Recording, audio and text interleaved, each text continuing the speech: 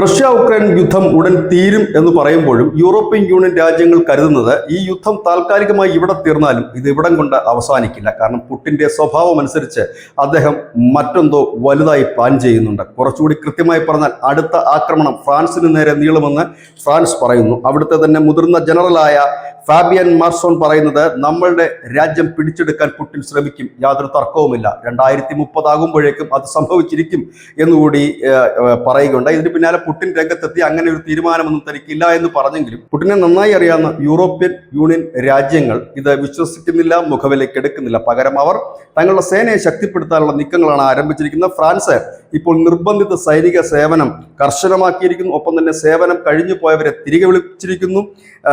Germany ആകട്ടെ 18 വയസ്സ് തികഞ്ഞ എല്ലാ പുരുഷന്മാരോടും ഫിറ്റ്നസ് ടെസ്റ്റുകൾക്ക് വിധേയരാകാനായിട്ട് ഇപ്പോൾ പുതിയ സർക്കുലർ ഇറക്കിയിരിക്കുന്നു.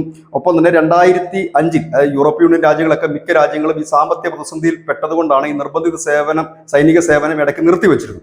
2005 ഇറ്റലിയിൽ നിർത്തിയിരുന്നു. ഇപ്പോൾ ഇറ്റലിയും ആ രീതിയിൽ തന്നെ ഈ യുവതികളെ മറ്റുമൊക്കെ ഈ സേനയിലേക്ക് എത്താനായി ആവശ്യപ്പെട്ടിട്ടുണ്ട്. ഒപ്പം തന്നെ ലാത്വിയ തുടങ്ങിയ രാജ്യങ്ങളിലും നിർബന്ധിത സൈനിക സേവനം കർശനമാക്കി. യൂറോപ്യൻ യൂണിയൻ രാജ്യങ്ങൾ നേരത്തെ മുതൽ ഉണ്ടായിരുന്നതാണെങ്കിലും ഇടയ്ക്ക് ഈ സാമ്പത്തിക പ്രതിസന്ധി മൂലം പല രാജ്യങ്ങളും നിർത്തിവെച്ചിരുന്നു. അത് തെറ്റായി പോയി എന്നാണ് ഇപ്പോൾ പുറത്തു വരുന്ന വിവരം. അതായത് മാക്രോൺ പറയുന്നത് തങ്ങൾ സജ്ജമായിരിക്കുന്നു, തങ്ങളുടെ ഒപ്പം മറ്റു രാജ്യങ്ങളും അണിചേരും എന്നുകൂടി പറയുമ്പോൾ ഈ യുദ്ധം ഇവിടെ തീരുകയല്ല, മറ്റൊരിടത്തേക്ക് പടരുകയാണ്. News desk news India Malayalam.